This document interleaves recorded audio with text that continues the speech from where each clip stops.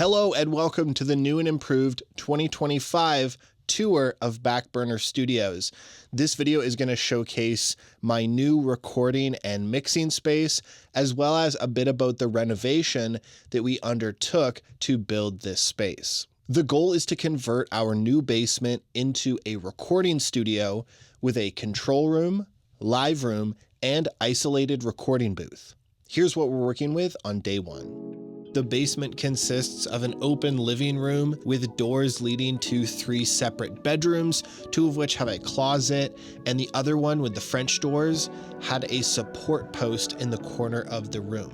The ceilings are unfinished and painted white, which is pretty weird, but the unfinished aspect is a benefit because I'm planning on creating a soft insulated ceiling for most of the studio space. The walls are finished with a combination of drywall and this sort of MDF particle board stuff that was flimsy, gross, and full of patched over holes. This stuff was in the majority of the basement walls. On the floor, there was some sort of rubber gym mat material in the majority of the basement, which had a questionable smell.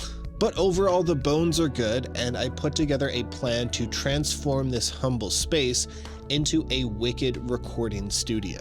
Time-wise, the goal is to mostly finish this studio renovation by the new year, which gave me largely a month to tear out the old materials, build new walls, add insulation, do drywall, paint, ceiling, flooring, and trim. So our crew got to work tearing out the particle board on the walls, and we ended up finding a decent amount of rock wool between the 2 rooms and the wall separating them from the living room. It's a good start, but we're gonna need a lot more. And as with any project, there were many questionable construction choices that we uncovered from the previous owners.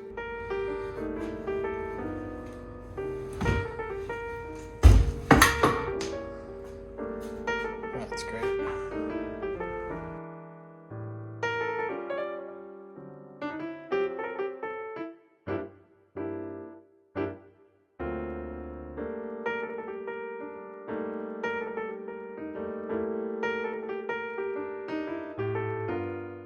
So taking a look at the floor plan, our first task is to remove the wall between the 2 adjacent bedrooms. This will form the control room.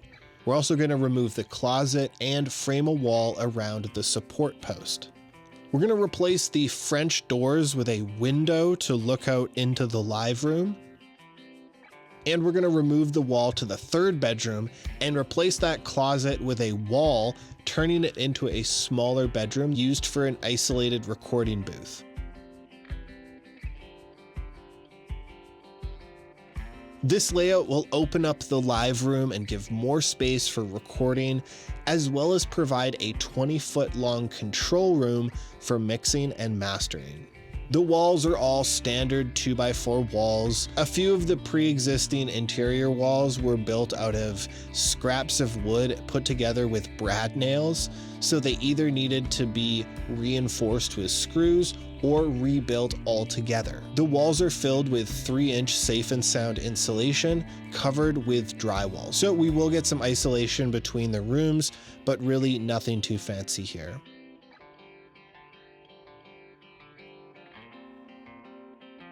Here's a photo from drywall day containing the absolute load of rock wool that we used to stuff the ceilings. This is more rock wool than I've ever used for all the panels that I've ever made combined.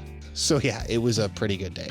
The doors in the control room and the booth are both solid core to help with sound isolation. I went with a brown color on the doors and I really like them. I really like the contrast against the light creamy color of the wall. They match with the brown on the ceiling, but they also contrast with the warm cream color on the walls and in the trim. And you know, they look like big bars of chocolate, so that's fun. This video is sponsored by DistroKid. In case you haven't heard of them, DistroKid is a digital music distribution service that musicians use to put their music onto online stores and streaming services like Spotify or Apple Music. DistroKid collects payments from these sites and delivers 100% of the earnings to the artist. It's simple to upload a song with DistroKid. All you'll need is your finished music with each song in a mastered audio file, preferably uncompressed like WAV or CAF. You'll need your album art in a square aspect ratio JPEG or PNG, preferably at 3000 by 3000 pixels. You'll also need your song credits, royalty splits, metadata, liner note stuff. DistroKid can use this info to credit collaborators on any song or album and send that metadata to streaming services to make sure that everyone involved in your project gets credit for their work. DistroKid makes music distribution fast and easy with unlimited uploads, and artists keep 100% of their royalties and earnings.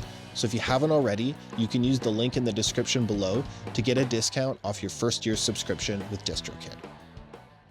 The joist cavities in the live room and control room are filled with 6 inches of rock wool to act as acoustic treatment for the ceiling. Then strips of fabric are stapled across the rooms to cover the insulation. This provides an air-permeable membrane to hold in the insulation but still allow sound waves to be absorbed. This will eliminate the need to hang clouds in most of the space and make the room appear and sound much larger. Once all the fabric has been stapled and cut, door and baseboard trim is used as crown molding to finish the perimeter of the fabric. Spacer pieces are left white, whereas outer trim pieces are painted in our high gloss accent color, which is something like mocha or iced cap. Then more painted door trim is used to cover the seams between runs of fabric. Finally, cross pieces are cut and nailed in to form a grid pattern. And I think this looks really nice, really classy, and it serves an incredibly useful function for the studio.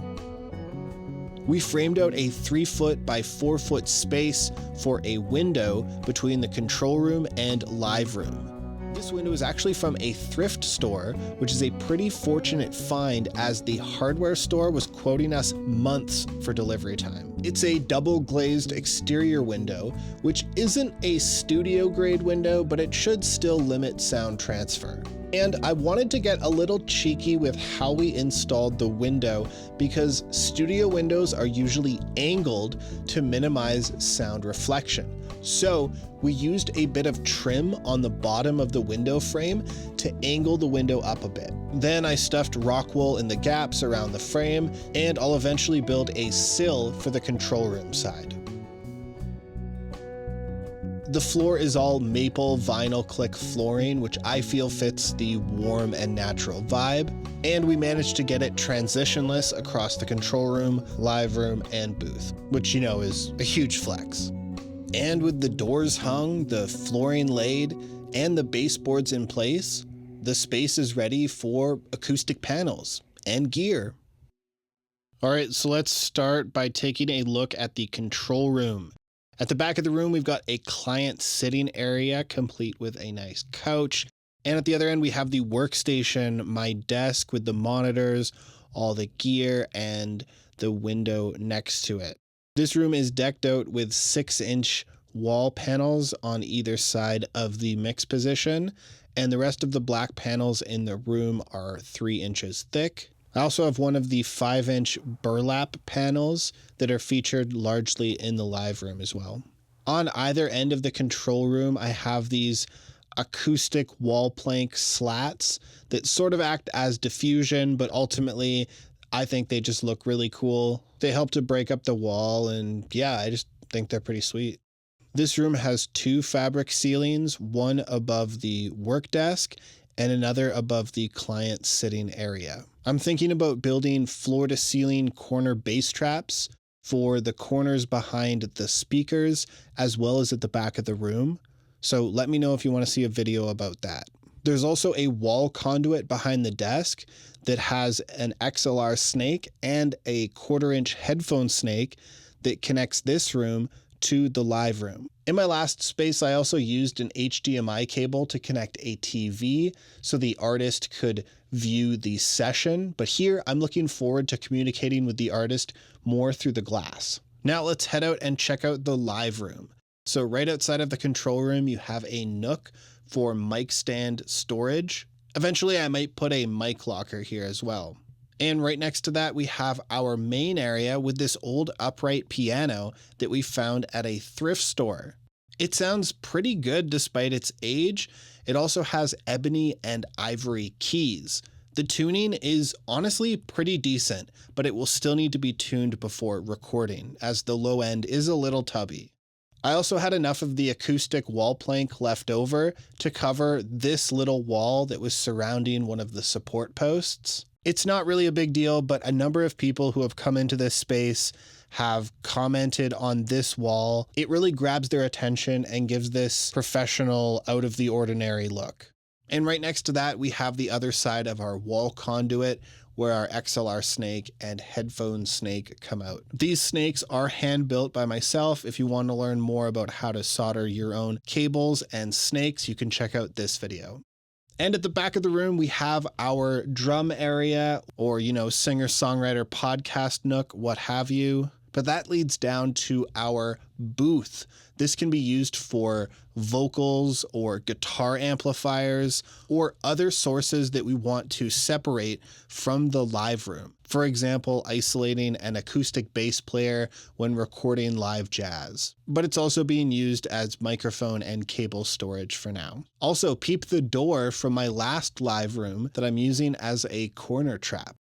So obviously this was a ton of work and I couldn't have done it all myself. So I just wanted to extend a huge thank you to all of my friends and family who helped with this renovation.